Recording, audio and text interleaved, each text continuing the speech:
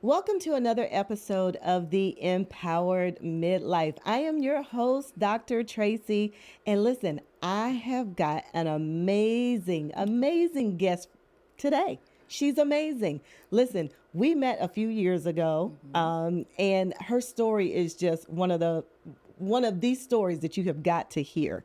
And I wanted her to come on today because I think she's going to make some of you see yourselves differently and understand the importance of spending time alone. So, Daffenee James, welcome to the Empowered Midlife podcast. Thank you. So give the people a little bit of information about you. Like, what do you do? Where you from? Who your people are? All that good stuff. Because I really want them to understand a little bit about your background and how you got here. Okay. So I'm actually a sister law practitioner, a loctician. My background, I am a U.S. Army vet. Yes. Thank you for your service. How many years? 10 years. 10 years. Yes. I am a wife. I'm a mother. I have 2 daughters, and I'm the youngest of 3, born and raised here in Albany, Georgia. Awesome. Yes. Now, what she didn't tell y'all when she was talking about the U.S. Army vet, 10 years, y'all, she was jumping out of planes. Like, this is not an ordinary person sitting over here, y'all. She was jumping out of planes. First time I heard that, I went, wait, what? We do that? We jump out of planes. But she was used to having this vibrant life in your 20s and your 30s. Yes. Right? You were used to going. And then all of a sudden, what happened? I honestly I don't know what happened. That's how it shows up. Like, I can't explain it. It was the fact that it just seemed like life just kept getting harder and harder and harder. It just seemed like I just couldn't get a hold of anything. And one time I was miserable, and being that I was miserable, I was making my family miserable. Ooh. It just seemed like I was trying to do everything and I wasn't getting anything done. Ooh, now that's a word right there. You were trying to do everything, but you were not getting anything done. Yes. And not only was it affecting you, but it was affecting your family. Absolutely. So at this point, you and your husband have been married for how long? It'll be 19 years. October 19 6th. years. Come on, 19 years. I love it.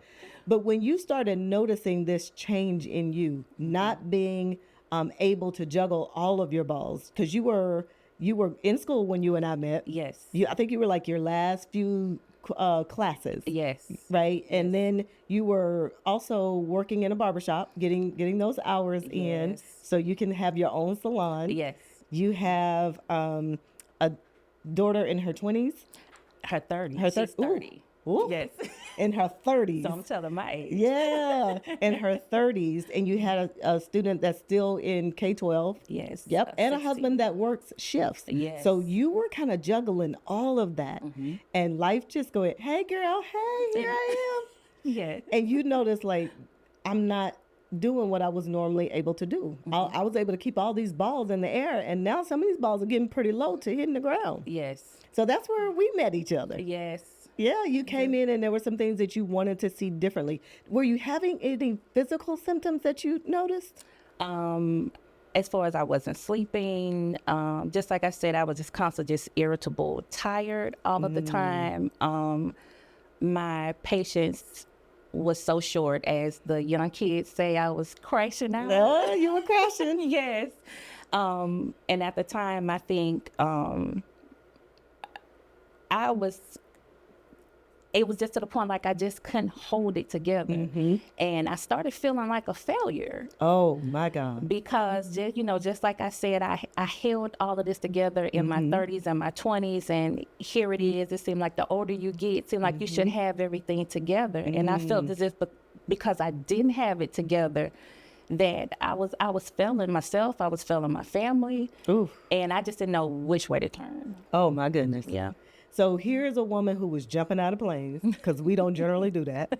You go from that type of life in your 20s to now in your late 40s, early 50s, feeling like a failure. Absolutely. Because you couldn't keep it all together. You had brain fog, Yes. sleeplessness, Yes. Yeah, you had the irritability showing up. You had a little bit of depression because feeling like a failure. Absolute- Oh, yes. Yeah, the anxiety of I'm losing myself in all of this. And I remember that was actually one of the conversations that you had with me, was that you felt like you didn't know yourself at all. Yes, I really felt like, and I don't even know if this sounds normal, but I felt like a stranger in my own body. And, you know, when I look at the different examples of women in my family, just seem like they have done the same thing that I was doing. It seemed like they was doing it effortlessly, but it just seemed like I just couldn't for whatever reason. Right. And so now, I guess comparing myself to others,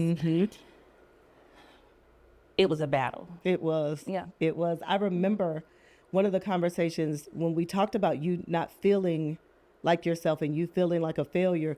I remember giving you the homework assignment, telling you, listen, you have got to go back and talk to these women in your family. Because we started really talking about perimenopause and menopause. And you were like, wait, what? Yeah. I was like, yes, honey, welcome. Here she is. Yes. And it's not an event. It's a process that we were going through with you. That as we started to peel back those layers, you were like, well, wait a minute. I've been feeling like this for a long time. Yes. And when you really started to look at how things were showing up, and when they were showing up, you were digging your heels in harder. Yes. And I was trying to get you to stop digging in your heels, and you were like, but no, this is what I do. And when we had our first session, I'll never forget it. We were talking about self-care. Ooh. Yes. Y'all, it was like pulling teeth. I'm not talking about the front teeth where you just wait on it to get loose and you pull it out. I'm talking about them wisdom teeth in the back that are underneath the gums that they have to cut out. That's how it was with Daffenee. Yeah. It took her the longest to process self-care. Why was that? I guess because now thinking back on it, I wasn't shown an example of what self-care was. You know how most of the time, if you have that mother figure, well, with my mom, and growing up, I would see my mom, she went to work every day. And then once I had my oldest, of course, she was helping me to develop into the mother that I needed to be. And she was still working. Then her parents became older, so she became a caregiver to them. She was a caregiver, but she was still working. She was a mom. She was a wife. She was doing all of these things. And it seemed like she just did it no problem. So that was the example that I saw. And so it seemed like she had it all together. And so now here it is, it comes my turn, and I'm crying in the shower every single day because I just can't hold it together. Not knowing, you know, this is what you're supposed to do. This is what you've been shown. If you're not doing this, then you're not living up to the standards as far as what you've been shown. Yeah. And it was hard for you because there was this preconceived notion that your mom was this strong Black woman and you were not. Absolutely. And we had to debunk that. Yeah. It took us a little while, but we had to debunk that simply because what you found out about the women in your family was what? They were all going through it. Yes. Yes. They were all going through it, but they didn't talk about it. It was just the fact of a lot of times where I can only speak for my family, you know, we just gonna pray about it and we just gonna go on. But as far as the help that you need, that's something that I don't know if they knew to go get or those resources wasn't available or they weren't shown that. So they were only doing what they saw. And the rest is history. Yes. Yeah. Because we as Black women, we think, and we've been conditioned early on to take care of everybody else. Yes. I'm talking about early. Yes. Like I was the oldest of 3 girls. So I was like the third parent in the house. And even to this day, you know, even though we're only 4 years apart, each one of us, there's 8 years between me and the baby, it's still understood you're the oldest. Yeah. And there's certain responsibilities that go along with it. But it doesn't mean you have to be this person that walks around with this cape that's flying in the wind behind you and this S on your chest. But there's a certain level of strength in being vulnerable and asking for help. And that's something that I wasn't taught. As far as vulnerable, it equaled weakness. And that was something I'm now learning and hoping that I'm able to show my daughters that, so they won't be crying in the shower, hopefully. Or in the car. Yes. Because we do. And let's just be honest. If you've never had a good shower cried in, sometimes you might be missing it. Yeah. But there have been times where even when I was going through it, I was crying in the shower. I was crying in the car. I would have to pull over in certain spaces, like at the lake or somewhere, and just kind of get myself together. And like you, because I was going, and I was used to being on my A game. When I went from A game to B game, I was like, okay, what's going on? And then when B game became C game, I was like, oh, hold on. And then when finally the C game went to the D game and the F game, I was like you. I was feeling like a failure. Yes. And even though there were women in my family who I would see them fan, that's all I knew about menopause. Absolutely. The only thing that you ever hear about is just hot flashes. That's it. That's all you heard. Nobody talked to us about the anxiety. Nobody talked to us about the depression. And I'm a therapist. I was like, why am I feeling anxious? Why am I feeling depressed? Why am I not liking who I am? Yes. Because I started seeing stuff moving and I was like, and jiggling. Yeah, she say jiggling. Yeah, it was. And it wasn't where it was supposed to be. And the feelings that I was able to suppress, I could no longer suppress them. Yes. Yeah. Emotions that would come up. I was like, I'm watching a movie and why am I crying? What is going on? Yes. Yeah, I felt like a teenager again. That's how it really felt for me. It sure does. That's exactly what. And having a teenager in the house and you're feeling like a teenager, and by the time I came to you, I'm like, Tracy, I'm about to pull all of these locks out of my head. I need some help, because you're just all over the place.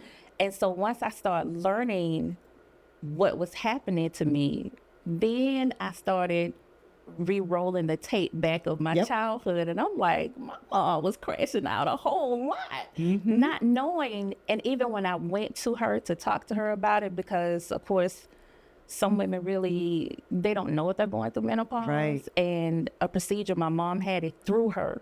It's full menopause. Okay. And I think at like 37 or 38. Wow, that's young. And so when I started talking to her about the things that was going on with me, she really couldn't relate, because it just seemed like it just hit her all at once. Or just like you said, the information that we now have, she didn't have before, so she didn't know what was going on. Right.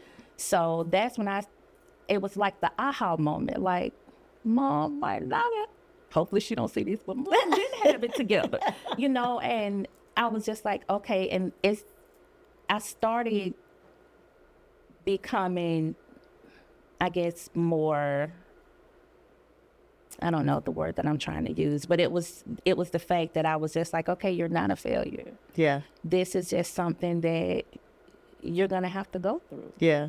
And hopefully tell others. Yeah. So now it's like when I see a woman in the grocery store, I'm like, girl, we probably going through the same thing. But let me show you. Yeah. Exactly. And I think the word I wanted to use with you was be compassionate. Yes. Be compassionate with yourself. Because you had put so much pressure on yourself. And when we started talking about self-care with you, it was almost like you were ready to be given permission to exhale. Yeah. But you were waiting on it to happen, but you were afraid to say, okay, I can put the balls down. Yeah. Not let the balls fall, but I can put them down. Yeah. And if I put them down, I can pick them back up. Yes. So you graduated. Yes. And you were like, okay, I'm going to open up my own salon. Yeah. How did you make that transition from all of the responsibilities you had to now putting one more huge responsibility on your plate? Yeah. I think the first thing was because I wanted to try to initially help my husband, you know, because he worked so hard and everything else. So I was like, well, maybe I'm able to kind of just lift the load, you know, once again, trying to help, you know. So, but it was something that I knew I wanted to do for me. Yeah. And I was just sitting here saying, even when I talked to him about it and he cheered me on, I think you should do this, this, that, and the other. I'm sitting here, and at night I was like, well, how am I going to find time to do this? Or how am I going to do this? Or how am I going to do that? And it's just that 3 o'clock voice that you have when your eyes pop open, you know, when Perry's pretty much knocking on the door like, girl, I'm here. Yep. And it seemed like the more he cheered me on, the more I was finding fault not to do it. Yeah. But I pushed through. You did. I did. You pushed through. Yes. And you pushed through, y'all. She had a schedule that was, it was so crazy. Tell them what type of schedule you had. Oh boy. So when I was in school, and I was driving back and forth to Valdosta, I went to Which is about an hour and a half. Yes. Right? So I would leave home right about, I guess, 5:30 to make sure I would get to school on time. So I would get there at 8, from 8 to about 2:30, 3 o'clock. I was in school. I would drive back home. I would get to the shop maybe about between 5:30, and I would pretty much work until 9:30. And how many days a week was this? This was 6 days a week. 6. Yeah. There's only 7 days in a week, y'all. This was 6 days. And remember, she's a mother and a wife. Yeah. Yeah. Yeah. So 6 out of 7 days, you were doing this. Yes. Yeah. And being a loctician means you're on your feet, Yes. means you're in somebody else's hair, Yes. which means you're in their energy. They're in your energy. There's there's this exchange of energy, Absolutely. right? Yes. And you've got this shop that you've got to keep up. You've got all of this going on, and you leaving the shop at 9 o'clock, 10 o'clock at night Yes. after being on your feet for 4 and 5 hours, and you're going home to be a mom and a wife, Yes. only to get up the next day And do it all over again. and do it all over again. Yes. So one of the things that you and I talked about was this crazy schedule that you had that left absolutely no room for self-care. Yes. So one of the things that we talked about in self-care was making sure you made time for you. What did that look like for you? I can remember when you gave me the exercise, and the first thing you said was, what was my definition of self-care? And I said, oh, going to get a manicure, pedicure, a massage, and you just had this blank look on your face. Yep, like, no, that's not it. And I'm looking at you, you looking at me, and I couldn't think of anything else past that because that's all that I knew. And you was like, no, that's not it. But I didn't know of anything else. So when you was telling me, okay, you're going to have to carve out some time to do this, and I'm sitting here and I'm saying to myself, did she not know it's 24 hours a day? 1,440 minutes in the day. Wait a minute, what she want me to do? And that's the look you had in your face. You were like, listen, didn't I just tell you what my schedule looked like? Does it look like I got time for self-care now? I was like, but we're going to make some time. Yeah. And you dug in your heels. Yes. Yeah. And one of the things that I challenged you to do was to change your schedule. Yes. Yeah. Yeah. How did that make you feel to get that assignment? At first, when I guess I can go ahead and say this now. When I left that session with you, I'm like, I'm not doing what Tracy says. I mean, you know, hey, her household is her household. And I'm, you know, for a good 30 minutes, I walked around the house and I was just like, I don't care what she said. But then I had to see her and I have to say, you reached out to her. You needed that help. You've been doing it your way for this long and it's not working. You have to do something else. And then when I sat there and, you know, I just kind of thought about my daughters and I thought about my husband, I said, I owe it to them. Yeah. But more importantly, I owe it to myself. Exactly. So I said, we're going to try this thing that Tracy says. And even when I sat and I was jotting down just everything that I was doing, I still could not see how could I carve out this time. It was still hard, even though you gave me some tools on what I needed to do. It still was not registering because that it was so unknown. It was something that I haven't seen. Yeah. Your chaos felt normal to you. It did. Yeah. Yeah. Yeah. Yeah. And when we got to the point to where you allowed yourself to bring peace in, it felt foreign to you. It did. It really did. I remember when you told me what your schedule was, and you said, I only give myself 15 minutes in between clients. I went, oh God, no. No, we got to change that. And we actually ended up making you more productive when we changed your schedule. You sure did. Yes. Yeah. Yes. That and listen, when you realized that you were more productive in the way that we kind of moved your schedule around, listen, you showed you had a whole different glow in your face. Like, wait a minute, this feels so good to be able to be more productive. Yes. And to put up a boundary that allowed me, because we did some physical boundaries, but we also did some emotional boundaries and some time boundaries. Yes. That you were able to say, oh my God, it really does feel good to be able to take care of me. And it didn't feel selfish. Yes. Y'all, listen to what she did to her salon. Tell the people what you actually put in your salon. So I remember when we talked about just carving out a space where I could pretty much just go in and just kind of relax in between clients or whatever.